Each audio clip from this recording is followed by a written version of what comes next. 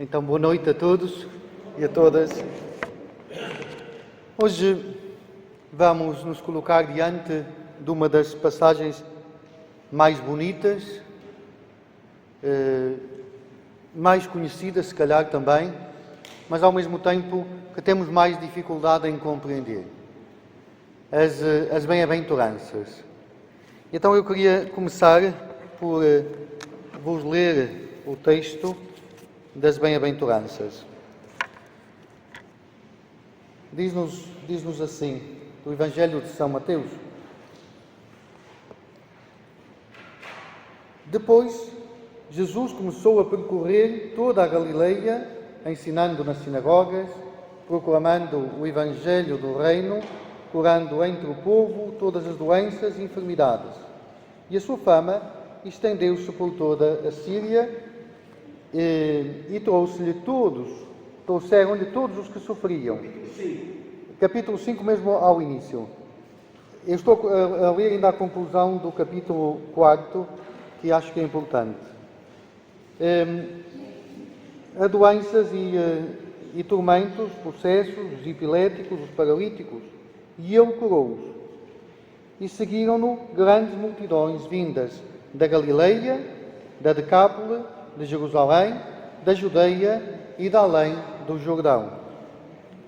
Ao ver a multidão, Jesus subiu a um monte. Depois de se ter sentado, os discípulos aproximaram-se dele. Então tomou a palavra e começou a ensiná-los, dizendo: Felizes os pobres em espírito, porque deles é o reino do céu. Felizes os que choram, porque serão consolados. Felizes os mansos, porque possuirão a terra. Felizes os que têm fome e sede de justiça, porque serão saciados. Felizes os misericordiosos, porque alcançarão misericórdia. Felizes os puros de coração, porque verão a Deus. Felizes os pacificadores, porque serão chamados filhos de Deus.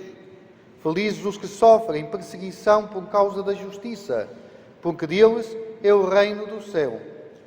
Felizes sereis quando vos insultarem e perseguirem e mentindo disserem todo o género de calúnias contra vós por minha causa. Exultai e alegrai-vos, porque grande será a vossa recompensa no céu. Pois também assim perseguiram os profetas que vos precederam.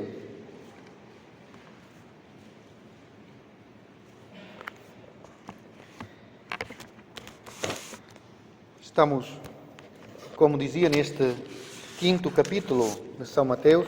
Sabemos que São Mateus, antes deste capítulo, nos narra o Evangelho da infância, chamado Evangelho da infância. É importante, quando lermos a Bíblia, irmos ver onde está. Se é do Novo Testamento, se é do Antigo Testamento, se é do Evangelista São Mateus, se é de São Marcos, se é de São Lucas, se está ao início, se está ao fim. É sempre importante isso, para percebermos o contexto. E por isso é que é importante, às vezes, lermos diretamente na Bíblia. E dizia, estamos no início do Evangelho de São Mateus. Antes disso, o que é que tinha acontecido? João Batista começa a pregar, Jesus vai, é batizado por João Batista, depois vai para o deserto, vive as tentações e depois começa a pregar,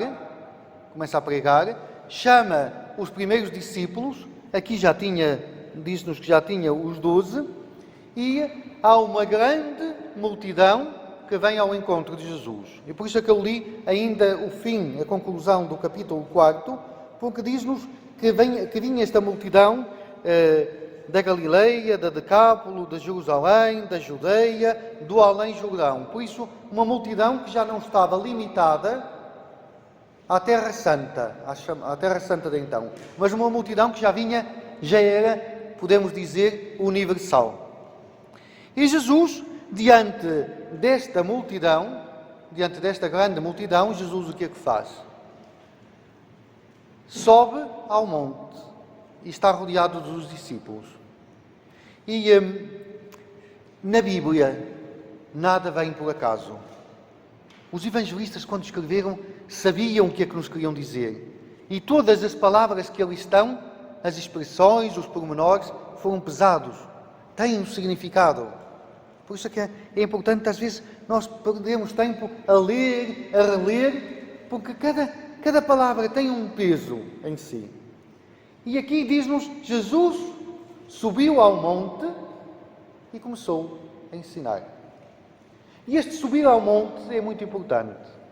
Temos que pensar que quem escreve é São Mateus, ou Levi, que eram provavelmente da classe sacerdotal. Era um judeu e escreve para uma comunidade judaica. Por isso, este subir ao monte tem um peso muito grande. Vocês recordam-se dos montes no Antigo Testamento, como são importantes? O Monte Carmelo, vamos celebrar sábado, Nossa Senhora do Monte Carmelo, Nossa Senhora do Carmo. O Monte mais Sinai. O Monte Horeb, onde Elias vai encontrar o Senhor. Por isso, o monte é sempre muito importante. Jesus, na Transfiguração, sobe a um alto monte. Jesus morre no Monte Calvário. O monte é muito importante, porque o monte é o lugar da revelação, é o lugar do encontro com Deus, é o lugar onde estamos entre o céu e a terra. E no monte, para o povo de Israel, o povo de Israel foram os momentos importantes para o povo, foi no monte. E no Monte Sinai, o que é que acontece? Deus dá a Moisés a lei. A lei que era fundamental para o povo. E por isso não é por acaso que ao início da pregação de Jesus ele sobe ao monte. E temos estes 2 capítulos, vai até o capítulo 7º, o chamado Sermão da Montanha, onde Jesus sintetiza, está ali uma síntese perfeita da pregação de Jesus. O Sermão da Montanha, eu recordo-me que eu devia ter 13 anos quando o li o Evangelho de São Mateus todo pela primeira vez. E o Sermão da Montanha é algo fantástico. E desse Sermão da Montanha, as bem-aventuranças são como que a Magna Carta, a Constituição. As bem-aventuranças é o núcleo. Dizem, se desaparecessem os Evangelhos, as bem-aventuranças tinham ali a síntese perfeita do Evangelho. A síntese perfeita do Evangelho. Por isso, são perfeitas. E então no monte Jesus diz estas bem-aventuranças, que é interessante. Que estão as bem-aventuranças para o Novo Testamento como os 10 mandamentos para o Antigo. E aqui é uma diferença grande. Depois eu aceno mais adiante para não vos confundir. Mas aqui há uma diferença grande e uma importância enorme. Enorme. Entre os 10 mandamentos e as bem-aventuranças. Que estão válidos os 10 mandamentos. Se não pudermos viver as bem-aventuranças, ao menos não mates. Ao menos não roubes. Ao menos os mandamentos. Eu costumo dizer, se não puderes viver as bem-aventuranças, pelo menos os mandamentos. Então, temos estas bem-aventuranças. E o que é que são bem-aventuranças? Vocês viram que a Bíblia começou a traduzir, porque deveria ser bem-aventurados os pobres, bem-aventurados, e a Bíblia começou a traduzir por felizes. Felizes porquê? Porque, se calhar, na nossa linguagem percebemos melhor felizes. Mas corta um bocadito. Porque bem-aventurados é mais do que feliz. Bem-aventurados é mais do que feliz. Bem-aventurados é o máximo. Máximo. E Jesus dá uma proposta de felicidade. Felicidade. Quer que sejamos felizes. E eu já disse no outro dia em Viseu, acho que é importante. Uma coisa muito simples, muito banal, mas é importante. Ser felizes e fingir ser felizes não é a mesma coisa. Hoje temos um mundo que às vezes finge ser feliz. No outro dia dei o exemplo das redes sociais. Não sei se vocês têm um Instagram, que é pior ainda que o Facebook. Quando vemos lá, é toda a gente tão feliz. Jesus, aquilo é só banquetes, é só sorrisos, é só bom carro, é só boa casa, é uma festa. Depois, quando às vezes conhecemos algumas das pessoas, quando conhecemos alguma pessoa e vemos, diz Jesus, mas aqui há uma esquizofrenia, uma coisa é o que a pessoa é, outra coisa é o que mostra. Finge-se ser felizes às vezes, mas não se é. Não se é. Jesus faz uma proposta de verdadeira felicidade. A verdadeira felicidade. E ser felizes verdadeiramente, primeiro, não existe a felicidade solitária. Sozinho eu posso estar nem em paz. Sozinho eu posso estar num sossego. Mas ser feliz sozinho, tenho as minhas dúvidas. E dizia, no outro dia, aqui duas coisas que eu acho importantes. Porque na segunda-feira fizeram-me uma pergunta e agradeço por isso, porque acho que foi muito importante essa pergunta. Dizia o nosso bispo, Dom Ilírio, costumava dizer muitas vezes que ser feliz ou ser bem-aventurado significa ser santo. E ser santo significa ser feliz. Mas, para ser feliz, é preciso aprender a sofrer. Porque, digam o que disserem, do sofrimento ninguém escapa. Ninguém escapa. E por isso, esta felicidade tem que se conjugar com as dificuldades, com as dores, com os sofrimentos, com os abandonos, com a morte. Esta felicidade não pode depender das razões concretas da nossa vida. Se depende das razões concretas, eu hoje estou muito feliz porque ganhei a sorte grande. Amanhã sou mais infeliz porque já gastei tudo. Não pode depender daquilo que estou a viver. Não pode. Dizia no outro dia que havia um jesuíta que era um grande pregador e falava muito, e muitas coisas, ainda era pior do que eu, e depois, a um certo momento, ficou com um cancro, descobriu que tinha um cancro. E ele disse, pensei que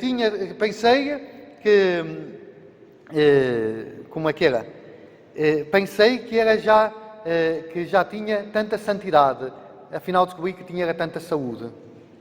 Porque nas dificuldades fazemos as contas com a realidade. E não é fácil. Agora, onde é que está a alegria? São Francisco, se calhar ajuda-nos a perceber isto, São Francisco, e eu como franciscano tive que aprender isto, foi uma descoberta grande. Porque ao início, quando ouvi isto, parecia-me que São Francisco era masoquista, valha-me Deus. Mas não. São Francisco um dia começou a dizer aos seus frades, era o Frei Leão, e o Frei Leão, que escrevia sempre aquilo que ele dizia, ele disse, olha Frei Leão, escreva lá, onde é que está a perfeita alegria? Frei Leão, a perfeita alegria? Olha, sabes uma coisa, Frei Leão, se em Paris, aqueles mestres de Paris, na altura de São Francisco, tinha começado a Sorbona, a universidade e não sei o quê. Se em Paris, os grandes mestres de Paris se converterem todos e quiserem entrar na nossa ordem, São Boaventura, vamos celebrá-lo amanhã, era um grande mestre de Paris e entrou na ordem. Se os grandes mestres de Paris quiserem entrar na nossa ordem, escreve. Não é essa a perfeita alegria. E se Inglaterra, até os reis quiserem entrar na nossa ordem, não é essa a perfeita alegria. E se nós formos aos mouros e os convertermos a todos, não é essa a perfeita alegria. São Francisco, o Frei Leão estava lá a escrever, mas... Então, olha, não está aí a perfeita alegria. E vai por aí adiante, no certo momento, o Frei Leão diz, Francisco, então onde é que está a perfeita alegria? E São Francisco disse, olha, vamos imaginar uma coisa. E aquilo que eu estava a imaginar não era tanto imaginação. Infelizmente estava-lhe a acontecer. Diz, olha, vamos imaginar uma coisa. Eu e tu vamos de noite no inverno, nós agora não conseguimos imaginar o inverno com este calor. Não conseguimos imaginar o frio. Mas vamos de noite, a Itália, o frio, a neve, vamos de noite até Assis e passamos lá aos montes. E o frio é tanto que não conseguimos avançar. E vem-nos o vento que nos bate na cara. E nós vamos cheios de frio. E depois vamos, e o frio é tanto que criam-se candiotes de gelo no nosso hábito e batem nas pernas e abrem ao sangue. E nós vamos por aí adiante. Deixai Jesus. E depois chegamos a Santa Maria dos Anjos, que é o lugar mais amado por Francisco. Chegamos lá à meia-noite, com o frio, cansados. E batemos à porta e dizem, quem é? E tu dizes, sou eu. E eu digo, sou eu, Frei Francisco. Isto não são horas de vir, vai-te embora. E eu digo, mas eu tenho frio, acolhe-me por amor de Deus. Isto não são horas, vai para Pedros Leprosos, vai para outro lugar que aqui não te queremos. Nós já somos tantos e tais que não precisamos de ti para nada. E eu digo, mas ao menos por amor de Deus acolhe-me. E eles não te abrem a porta. E o frade ainda não está contente, ainda vem cá fora, ainda te dá uns belos açoites. Imaginem a cena. E depois diz São Francisco, cuidado, aqui está a diferença. Olha, sabes, Frei Leão, se tu e eu suportarmos tudo isso com paciência e não perdermos a paz, essa, Frei Leão, é a perfeita alegria. E aqui é preciso perceber, não é que São Francisco estava a desejar levar os açoites e estar fora. Não, não é isso. Mas se nas situações difíceis da nossa vida, nas situações em que parece que somos abandonados por tudo e por todos, mantemos a serenidade, temos a perfeita alegria. Sabeis porquê? Porque parece que tudo nos falhou. Mas ainda não nos falhou, porque num momento desses entrávamos em desespero. Se não entramos em desespero e mantemos a serenidade, é porque temos uma confiança grande no único que nos pode salvar. Jesus foi abandonado por tudo, por todos. E ele que tinha uma missão, morreu na cruz. No outro dia alguém se escandalizou porque disse o Papa morreu, falhou. E aparentemente falhou, morreu na cruz. Aparentemente. E Jesus, no maior abandono, não perdeu a serenidade. Porquê? Porque a sua confiança estava onde? No Pai. E é essa a perfeita alegria. Porque se eu tenho confiança no Pai, venha o que vier, apareça o que aparecer, aconteça o que acontecer, eu estou firme, porque tenho uma rocha. Não sei se dá para perceber isso. Isto é o fundamento de tudo. É o fundamento de tudo. Não é que nós andamos à procura de sofrimento, mas quando estamos serenos quando o mundo nos cai em cima, estamos serenos, é que temos a confiança em Deus. E quando temos confiança em Deus, então conseguimos ter a felicidade, que não é dar saltos. São Francisco chorou muito. Ficou com doença nos olhos porque chorava. Não é de dar saltos, mas é uma felicidade que está lá no fundo. É uma felicidade que eu digo, agora posso chorar, mas um dia vou rir. Agora posso estar desesperado, mas um dia o Senhor vai me consolar. Agora posso estar perdido, mas o Senhor encontra-me. Esta é a alegria de que fala as bem-aventuranças. De que falam as bem-aventuranças. Então, Jesus faz esta proposta de felicidade. E faz esta proposta para quem? Para quem é que ele faz esta proposta? Eu acho que é importante isso. As bem-aventuranças de São Mateus são um discurso aberto.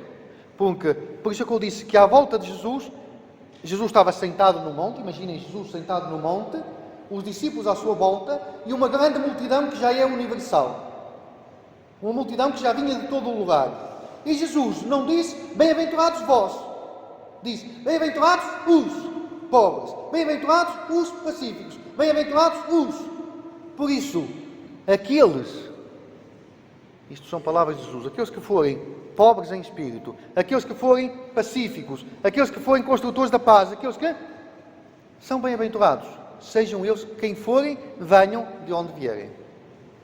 É um discurso aberto. Por isso, eu acho que é um discurso válido para todos. Válido para todos.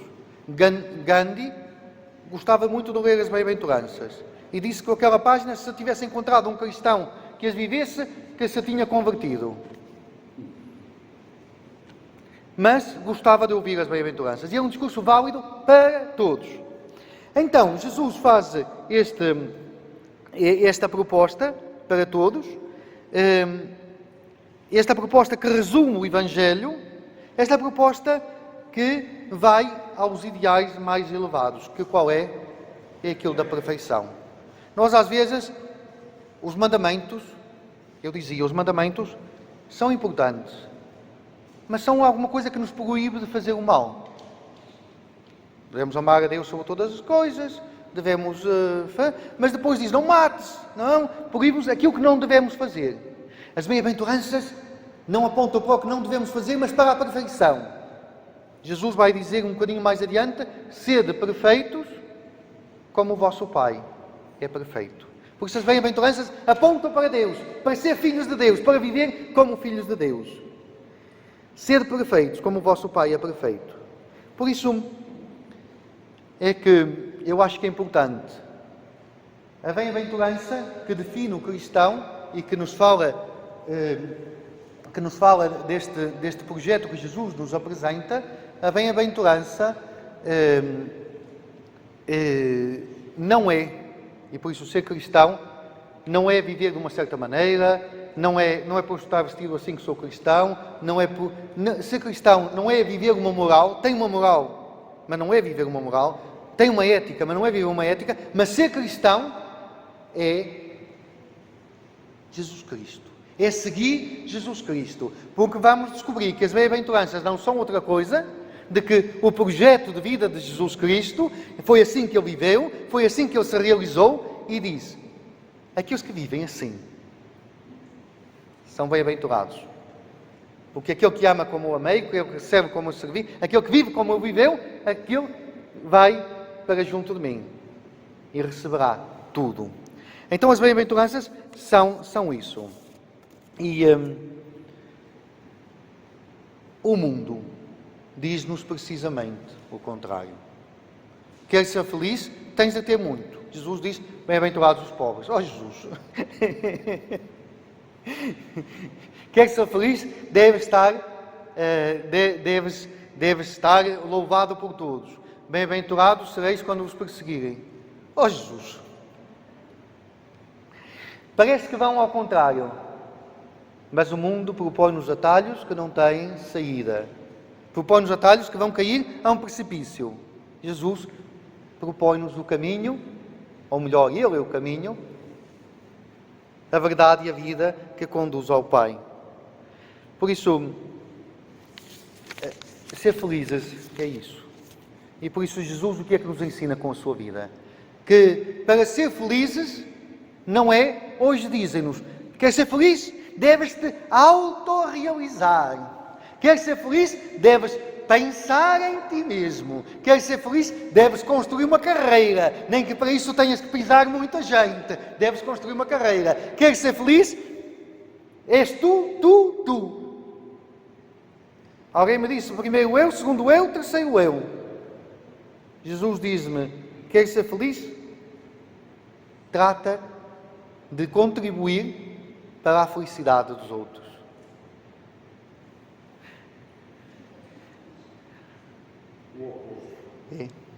É o oposto, mas se depois nós pensarmos, vemos que é verdade. Funciona. E funciona por quê?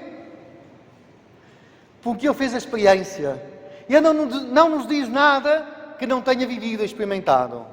Às vezes, eu digo muitas coisas. Vocês não pensem, eu digo muitas coisas. Mas depois sabe Deus. Eu às vezes digo muita coisa, devemos fazer assim, mas depois tenho a minha dificuldade a viver. Mas aquilo que eu digo não é a minha palavra, é a palavra de Jesus. E eu não disse nada que não tenha feito. Não disse nada que não tenha vivido primeiro. Não disse nada que não tenha dado o exemplo. Por isso, nós não nos andamos a seguir uns aos outros. Andamos todos a seguir Jesus. Às vezes coxos, mas paciência. E a primeira bem-aventurança é mesmo: bem-aventurados os pobres em espírito, porque deles é o reino dos céus. Não sei se deram conta que esta e a última são as únicas que a realização está no presente. As outras dizem: bem-aventurados os pacificadores, porque herdarão a terra. Bem-aventurados os misericordiosos, porque alcançarão no futuro misericórdia. Bem-aventurados os que têm fome de justiça, porque mandam ao futuro. A primeira e a última não, mandam ao presente. Bem-aventurados os pobres em espírito, porque deles é presente do indicativo. É o reino dos céus. E aqui, primeira coisa, pobres em espírito, não pobres de espírito. Pobres de espírito são os doidinhos, e o Senhor não nos quer doidos. Pobres em espírito, pobres dentro. E isto acho que é muito importante, porque eu posso dizer eu sou pobre, não tenho nada, tenho os bolsos vazios. Agora não é verdade, tenho 4 telemóvel. Aqui não tenho nada, pronto, estão os bolsos vazios, tenho nada. E posso ser o maior avarento que anda aí. Não basta não ter nada para ser pobre em espírito. Porque já vi pobres matarem-se por causa de um bocadito de terra que tinham. Não chega a não ter nada. Não chega. Mas é preciso uma pobreza que seja interior. É preciso saber que não basta, porque também, às vezes, temos pouco, mas andamos uma vida só para ter que comer, ter que vestir, ter que não sei o quê. Pensamos tanto no corpo que esquecemos a alma. E o verdadeiro pobre, que é no seu íntimo, que é no seu espírito, sabe que nem só de pão vive o homem, mas de toda a palavra que sai da boca de Deus. Sabe que o ser humano não é autossuficiente. Eu não basto a mim mesmo. Eu posso pensar que eu consigo tudo. A primeira leitura de hoje disse: engravidamos, tivemos as dores do parto, mas só demos à luz o vento. Nós, quando queremos fazer as coisas sozinhas, engravidamos, temos as dores do parto, demos à luz o vento. Nada. Só Deus. E nós não conseguimos fazer sozinhos. O ser humano não é autossuficiente. Seguimos Jesus e aprendemos a pobreza de Jesus. E ele, antes de nos dizer que bem-aventurados são os pobres, ele fez-se pobre. Despiu-se da sua divindade, fez-se ser humano como nós, encarnou na gruta de Belém, viveu uma vida pobre. E aqui é importante também distinguir entre pobre e miserável. A miséria não é vontade de Deus. E são tantos os miseráveis. São tantos os que hoje ainda não entrou nada no estômago deles. Isso não é vontade de Deus. Esses não são os pobres, são os miseráveis. A pobreza é viver com o pão nosso de cada dia. A pobreza, principalmente, é viver com um coração despreendido. A pobreza é saber que os bens são bons quando me servem e servem os meus irmãos. Enquanto que a falsa riqueza, a riqueza é saber que os bens é para acumular. Por isso, vivo a minha vida ao serviço dos bens e ponho os outros ao serviço dos bens. E se tiver que alguém morrer para eu ganhar mais 5 tostões, que morra. Basta que eu ganhe. Por isso, o drama da pobreza, da miséria, mas também o drama quando o dinheiro já não é o meio, mas é um fim. Quando eu vivo para o dinheiro e eu, o fim da minha vida, sou um miserável. Por isso, coitados dos miseráveis e coitados de alguns ricos. Pobres ricos. que passam uma vida, trabalham mais do que os pobres, a família é mais sacrificada que a dos pobres, juntam, e se não forem à falência, um dia constroem um grande túmulo, mas não levam mais nada do que isso. É ilusão, é ilusão. Então Jesus disse, não, a pobreza de viver o pão de cada dia, a pobreza de viver para o outro, a pobreza de viver com o essencial. E assim as primeiras comunidades cristãs. Diz nos Atos dos Apóstolos que quando havia alguém que tinha muito, vendia e punha à disponibilidade para que os pobres não morressem à fome. Por isso, esta primeira bem-aventurança é muito, muito importante. É a base de tudo. Eu só posso viver as outras quando tenho este coração livre, quando tenho este coração solto, quando tenho este coração que não está agarrado, mas sobretudo, este coração que se confia em Deus. Aquilo que eu vos disse da perfeita alegria de São Francisco. Este coração que não tem outra segurança, a segurança não é o que tem, não é o que faz, não é aquilo que parece, não é aquilo que possui, mas a segurança, meu Deus. São Francisco dizia, meu Deus e meu tudo. Esta é a verdadeira pobreza. Porque quando não é assim, quando o nosso coração não está desprendido, havia um dia um homem que tinha muita coisa e fazia muita coisa, e já tinha feito tanta coisa, então, a certo momento, resolveu fazer uma pausa na vida para ir aprender alguma coisa nova, para ir descobrir coisas novas. Então, deixou lá os bens todos entregues aos seus gestores e foi pelo mundo. E foi encontrar um monge que vivia numa serra. E chegou lá, este monge recebeu e ele disse, eu venho aqui porque eu quero descobrir as coisas, e descobrir como é que tu vives e como é que tu vives aqui e daqui e dali e venho cá e quero aprender contigo e quero cá estar uns dias contigo e falou e o monge disse, olha lá, tu queres um chá? Sim, pode ser. Então, o monge dá-lhe o chá, mete-lhe a chávena e quando lhe mete a chávena, começa-lhe a servir o chá. E estavam a conversar e o homem continuava a falar e eu continuava a deitar-lhe chá na chávena. Então, a certo momento, o homem viu que a chávena já estava cheia, mas este monge continuava a deitar chá. E, valha-me Deus, já estava a cair chá na toalha. Então, ele não lhe disse nada, vem o monge que sabe. A certo momento, já escorria o chá pelo chão. E o homem disse, caramba, mas eu não vê. A certo momento, era chá por todo o lado, o senhor parou e disse, olha lá, então, mas o senhor não vê que está a deitar o chá pelo chão adiante? A chávena já está cheia, já não leva mais. O monge parou e disse, é verdade.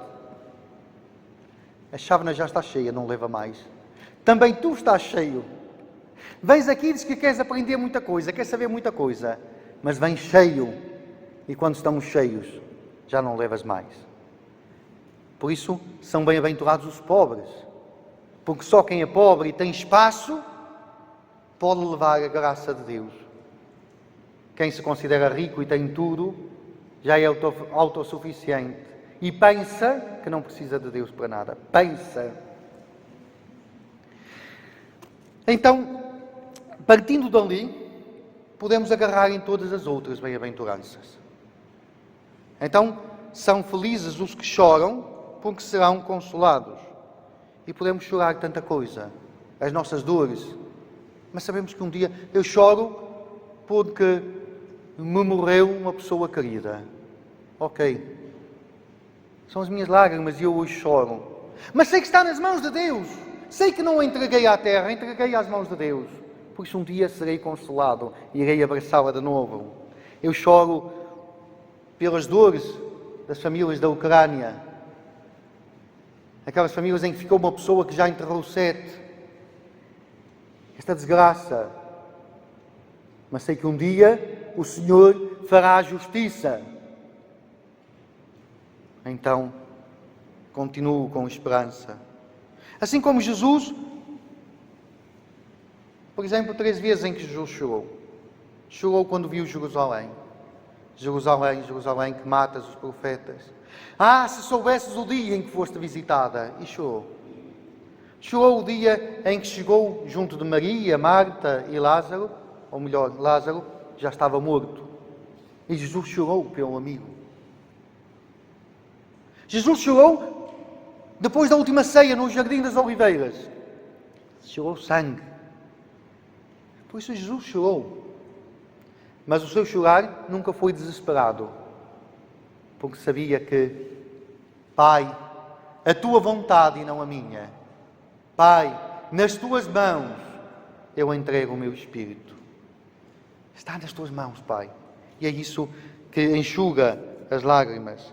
Temos as lágrimas do pecado, temos as lágrimas de tanta coisa, mas sabemos que um dia o Senhor nos irá consolar. Bem-aventurados os mansos, porque possuirão a terra. Isaías, no capítulo 11, se depois tiverem a possibilidade de ir ao capítulo 11 de Isaías, tem aquela famosa imagem onde Isaías vê a ursa que está junto com a vaca, o lobo com o cordeiro, o menino que mete a mão na cova da víbora. Bem-aventurados os mansos, porque possuirão a terra. É através da mansidão que podemos alcançar a terra. E o máximo da mansidão, Jesus, no Evangelho de hoje, diz: eu sou manso e humilde de coração. E o máximo da mansidão, há a mansidão de quem diz: eu sofro o mal e não me vingo. Já é muito. Mas o máximo da mansidão é fazer o bem a quem nos está a fazer o mal. Jesus custa tanto, mas Jesus morreu por aqueles que o estavam a crucificar. Lavou os pés a Judas, que depois ele foi com os pés limpinhos a entregá-lo ao sumo sacerdote. A mansidão. Porque acreditamos, como nos diz o Apocalipse, no novo céu e na nova terra. Felizes os que têm fome e sede de justiça, porque serão saciados. E aqui a justiça, nós às vezes vemos a justiça, vais pagá-las. Não. A justiça bíblica, a justiça, São José, onde é que ele está? Eu já ouvi aí.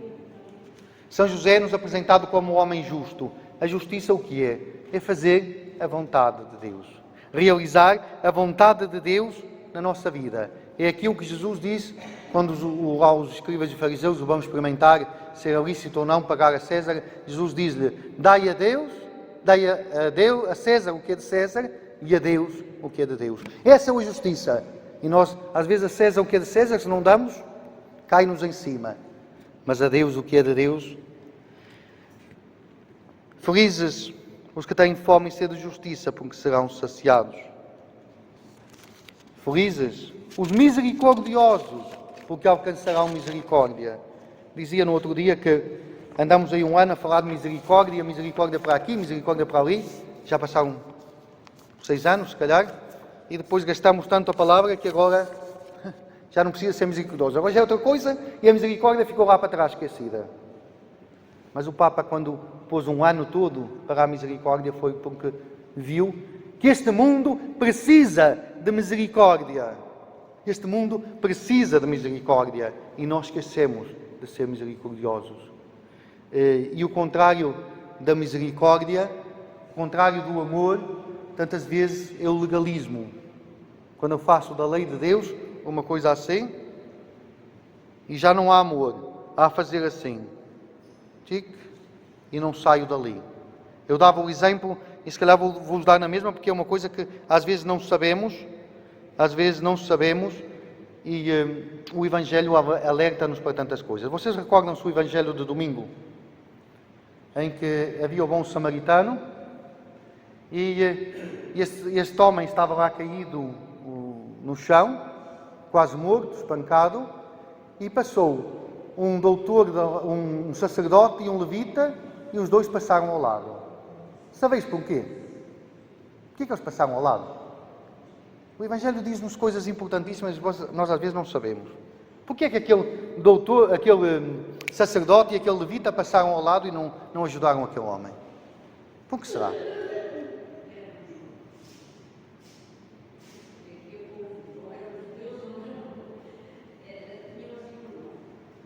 Não. O samaritano foi o que ajudou. Foi o que ajudou. Mas o homem que estava caído não diz se ele era samaritano, se era judeu, não sabemos. Era um homem. Somos nós. Estava caído. E os sacerdotes também não deviam saber. Eles tiraram-lhe as roupas e tudo, não sabiam se era, de que raça era. Mas o sacerdote e o levita passaram ao lado e não ajudaram o homem. Por quê? Por que eles não o ajudaram? Hã?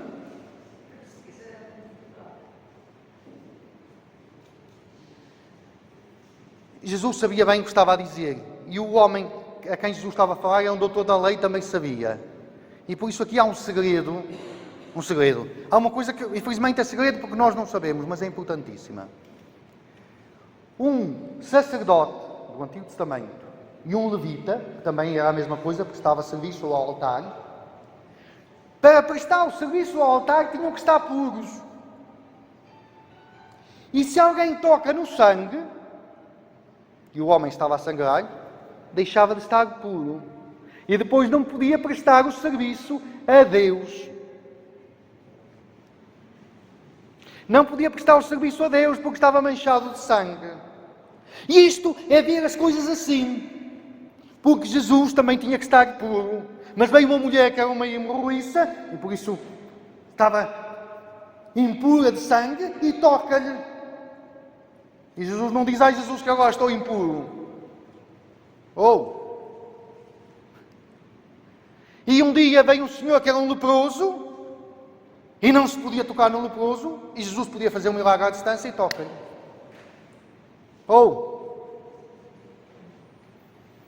Mas o sacerdote e o levita, eu tenho que prestar culto a Deus, e tenho que estar puro, por isso não vou sujar as minhas mãos no sangue deste homem. Isto é às vezes ver a lei assim, e não saber aquilo que nos diz São Paulo. O amor é o cumprimento da lei. O amor. E Jesus diz, eu não vim para abolir a lei, mas para levar ao cumprimento. E o cumprimento é o amor. E quando nós fechamos a lei assim, acontece-nos como eles. Eu tenho que estar puro, o homem que caia. E esquecemos que Deus sujou as mãos no nosso barro, mas nós não sujamos as mãos uns com os outros, às vezes, em nome da lei. Em nome da lei excluímos. Em nome da lei pomos alguém fora. Em nome da lei uns podem, outros não. Em nome da lei. Os puros e os impuros. Enquanto que este samaritano é Jesus. Vai, debruça-se, suja-se, leva no seu próprio cavalo, leva-o à estalagem e trata dele. Suja-se com as suas feridas, fica impuro, paciência, mas ele veio para salvar os pecadores, veio para salvar os que estavam caídos e não tem medo de se sujar. Não é fazer-se pecadores com eles, mas é ir ao encontro para os agarrar, para os levantar, porque ele veio para levantar o homem caído. E dizia também no outro dia, este homem, este samaritano, trata dele e depois o que é que diz ao homem da estalagem? Pega, tens aqui, mas se não chegar, quando eu voltar, pago-te o resto. O que é esta estalagem e quem é o homem da estalagem? Quem é esta estalagem e o homem da estalagem? Nós aqui. É a igreja, somos nós. Jesus cuidou do homem caído, da humanidade caída, porque este homem somos todos nós. E depois disse, agora continuem a cuidar dele. E eu pergunto se nós cuidamos assim dos nossos irmãos. Quando os nossos irmãos caem, doentes, ou quando caem no pecado, ou quando caem no mal, ou quando estão errados, ou quando andam na lama. Será que nós somos esta estalagem que cuida? Ou somos daqueles que passamos lá e pomos-lhe o pé por cima? Será que ajudamos a humanidade a ser melhor e a estar melhor e a descobrir a Deus?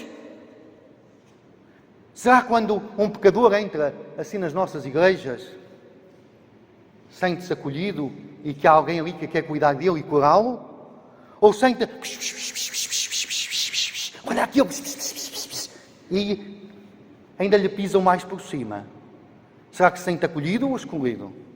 Por isso eu pergunto se nós estamos a ser a estalagem. Bem-aventurados os misericordiosos, porque alcançarão misericórdia. Bem-aventurados os puros de coração, porque verão a Deus. Para ver a Deus eu preciso de um coração puro. E aqui o coração, fazemos coraçõezinhos, amor. O coração, na Bíblia, é a sede do discernimento, é a sede dos sentimentos, é aquilo mais profundo que nós temos. Na Bíblia, quando se fala do coração, não é bem aquilo que nós pensamos hoje. Nós hoje fazemos coraçõezinhos e é só amor. Não. O coração é discernimento, é sentimento, é tanta coisa. E um coração puro, o que é que será?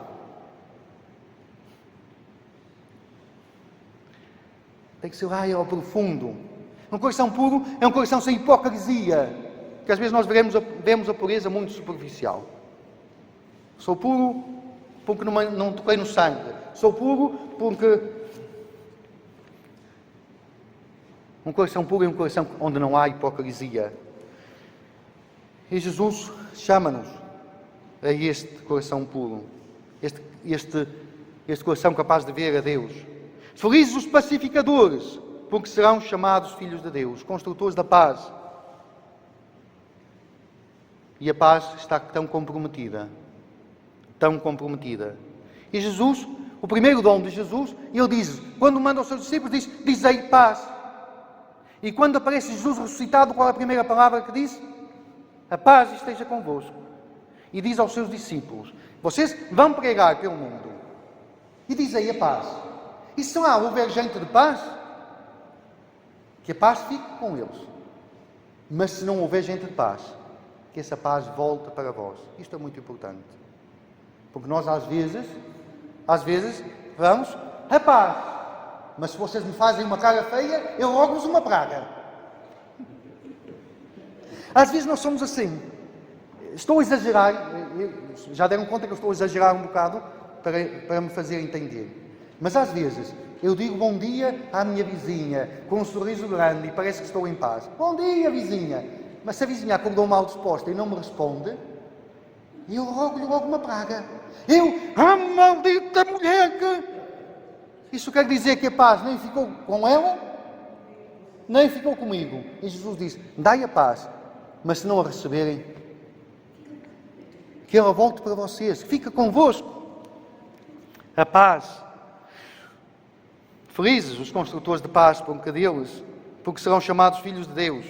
Felizes os que sofrem perseguição por causa da justiça, porque Deus é o reino dos céus. Esta, como disse, vai ao presente de novo. Que não tenhamos ilusões. A justiça disse-vos qual é a justiça na Bíblia. É fazer a vontade de Deus. É ser filhos de Deus. Esta é a verdadeira justiça. É fazer aquilo que Deus quer, como São José. É um homem justo. Mas não tenhamos ilusões. Quando nós queremos fazer a vontade de Deus... Olha a Beata! Olha a Santinha! Isto nós. Porque, em alguns países, quando querem fazer a vontade de Deus, não dizem nada. Metem uma bombita, está tudo arrumado. Missões acontecem. O padre não estava a fazer nenhum mal para não fosse celebrar a missa. Aqui há uns anos, um foi degolado no altar na França. Na França! Por isso a perseguição acontece. Este mundo persegue-nos.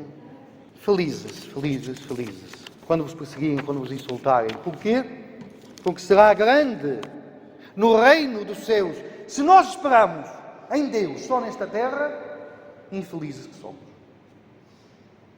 Dizia São Paulo, não sou eu, não. Se nós esperamos em Deus só nesta terra, infelizes que somos. Mas diz o Senhor, naquele dia, alegrai-vos e exultai, porque será grande nos céus a vossa recompensa. a vossa recompensa. Então, Jesus chama-nos a isso. Chama-nos a isso. A viver estas bem-aventuranças. Eu sei que demorei ao início e depois agora corri como um doido com as outras. Fiz uma devagarinho e depois corri nas outras. Mas a primeira é o mais importante. Lembrai-vos da perfeita alegria de São Francisco, lembrai-vos da primeira, deste ser pobre, que é saber que eu não sou autossuficiente, eu não tenho tudo em mim, não tenho a salvação em mim. Ficámos grávidos e temos as dores do parto, mas demos à luz o vento. Mas em Deus, não eu, mas Deus. Por isso está aqui. E por isso é que é importante. Última coisa. Já o disse, mas se calhar esta imagem fica-vos.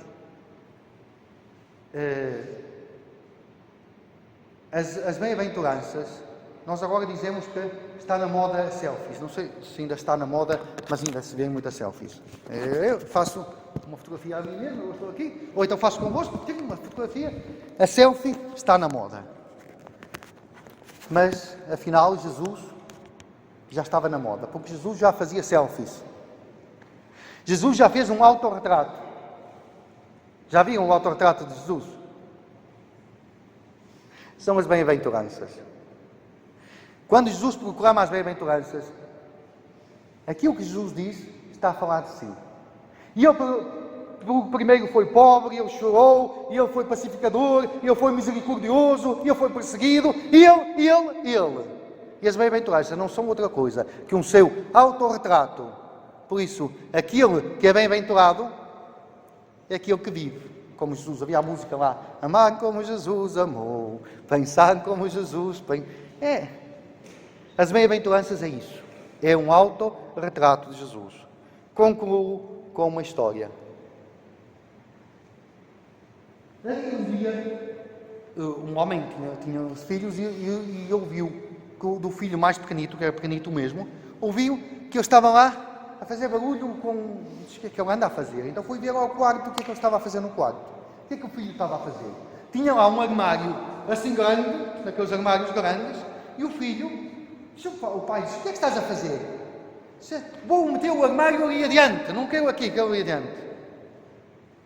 O pai ficou a olhar para ele, vejam, o miudito assim, queria mudar o armário lá para diante. E ele disse, então vai lá. E o filho a puxar o armário, e o pai dizia-lhe, filho, olha, mas usa toda a tua força. E o filho, estou a usar toda a minha força.